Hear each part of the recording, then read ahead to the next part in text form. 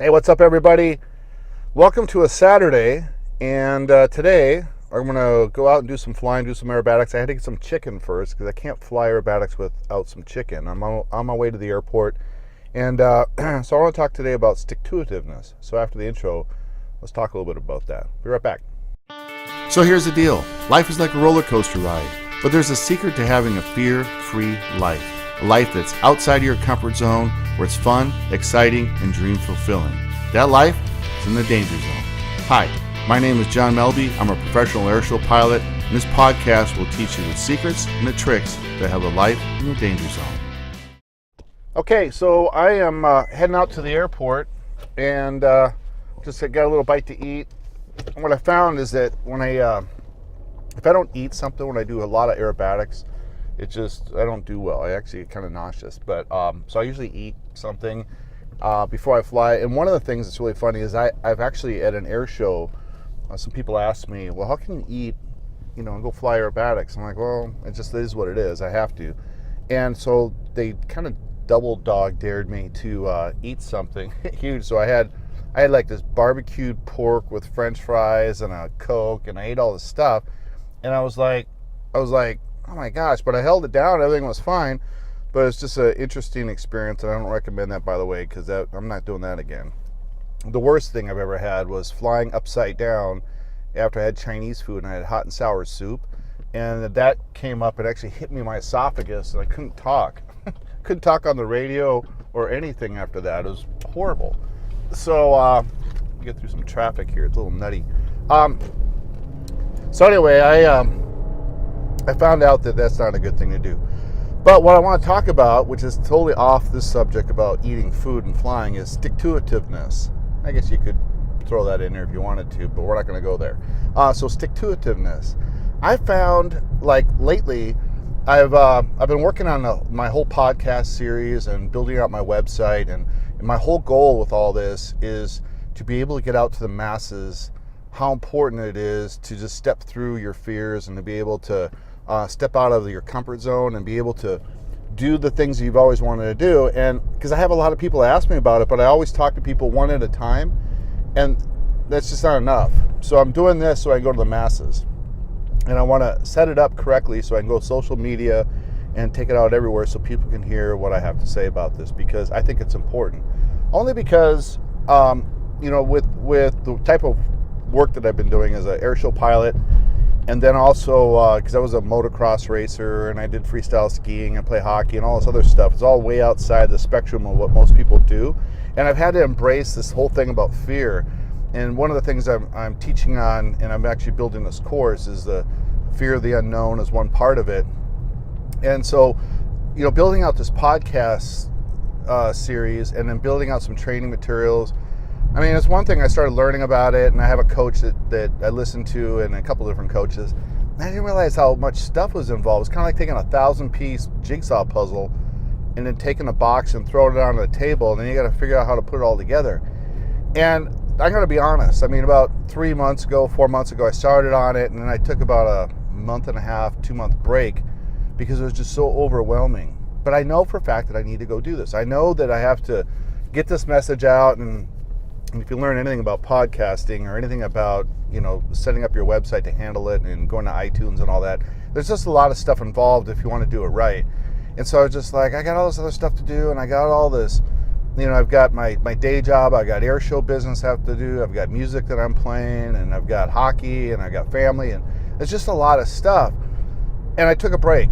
And that's probably the best thing I could ever done, because I took some time off. Still had the dream, still had the goal, still had all the stuff I wanted to do, but I needed to take some time away. And that's part of stick-to-itiveness, which is meaning that you've got an idea, you have something you want to do, and you just don't quit right when the things get tough. You stop, you go around it, you take a break. My philosophy in a lot of things in life is that if there's a brick wall in front of me, I'm either going to go up over the top of it, I'm going to go around it, I'm going to get a bulldozer and blow it down, especially if it's meant to be, if it's something I know for a fact that I need to do, and so you drive through it. So like in your life, you've got, things that you're working on, stuff that you want to do, and you have these dreams. Have you ever had it where you're walking and you're like dreaming and your eyes are wide open?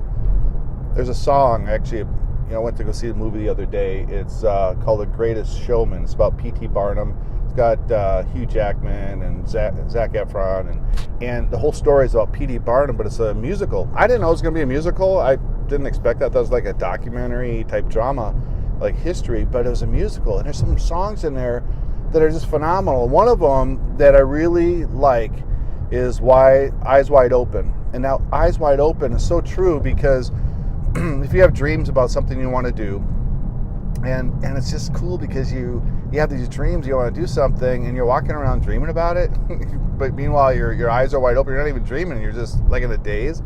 And not to say that I'm out there not thinking about what I'm doing, but sometimes I just dream about this stuff, and I've been thinking about it, stuff that I want to do, and then I have these little note programs I have on my iPhone, and I also have it on my iPad, and they both talk to each other. And these notes, I just capture them, and I got audio notes and I got written notes, just to capture all this stuff and put it in my head, and I keep the dream alive.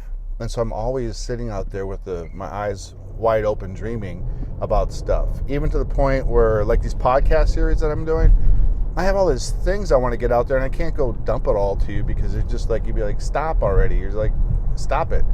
But it's all the stuff that myself and my friends have had to go through, like in the Airshow business or anything else we've done. We got some really successful businessmen, which is really kind of fun, because in the Airshow world, not about 5 or 6 people are doing it full time, but the rest of them have all these kooky jobs. I mean, one guy's putting in solar systems, and another guy has got his own microbrew company.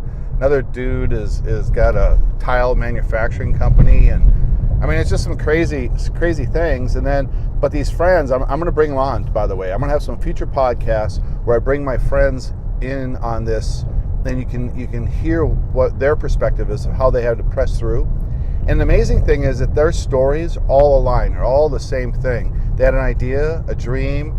They'd stay up late at night dreaming about it, and then they'd go and execute on it, and then they'd fail. A couple of people filed bankruptcy and then kept on going through anyway. And it's just a matter of how bad you want it. I'm not in the mood to file bankruptcy. I'm not in the mood to go that far. So everything I've been doing lately is just keeping everything kind of stable and doing things where it's not going to cause that happening, because I don't think I can keep everything going. Previous podcast I had a couple of podcasts ago, I was talking about keeping all your balls up in the air, and then a few of them are made out of rubber, and the one that's made out of glass is your family. And to be honest, the thing is that that's just so critical. So that's why I'm a little bit more cautious than I used to be, and to make sure that I can keep everything running. So one of the funny thing is that, like, so if you have a dream, an idea, a concept, what I found that really works is you go out there and you test it, and don't talk to your friends about it, and don't talk to your family, because either A, they're going to be jealous of you, or B, they're going to tell you anything you want to hear because they're friends and family. You need to have somebody objective, almost like somebody you just met who you trust, and then get 3 or 4 people to talk to you about what those ideas are that you have, and then put them in something that you could explain on written paper. I think drawings work well, where you have a connect the dots kind of drawing thing, so people can they can understand your vision without you getting the nuts and bolts and putting them to sleep. So if you do that and you have these dreams, and then you get some reassurance, because you got to have affirmation. You've got to have somebody telling you that, you know what, I think this is like awesome. I think this is exactly what you need to do, and you should pursue it. And then you go after it, and then things change, and you have to modify things a little bit. And that's okay, and you just kind of backtrack a little bit, take some time off and think about it. But this whole stick-to-itiveness thing is just actually can it and bottle it, and I don't know, put it in different flavors, like all my friends have had to do it. Because I know for a fact that if you have something that's really exciting for you to do, and something that's down in that core, I call it your knower, so you got to know in your knower that that's what you're supposed to do. If you have that, and you pursue it, then just stick to it, and then see what happens, and then back off a little bit, and then see what happens. What's really fun about that is when something comes to fruition, or it's come to a point where you can actually see it's manifested into something great. It's real, and you can start seeing it coming together. It's really a fun feeling because you started with something or with nothing and you built something from it. That's a pretty cool thing to do. The only thing not cool right now is I'm falling behind some dude. He's going really slow here. So that's the problem with being an airshow pilot, by the way.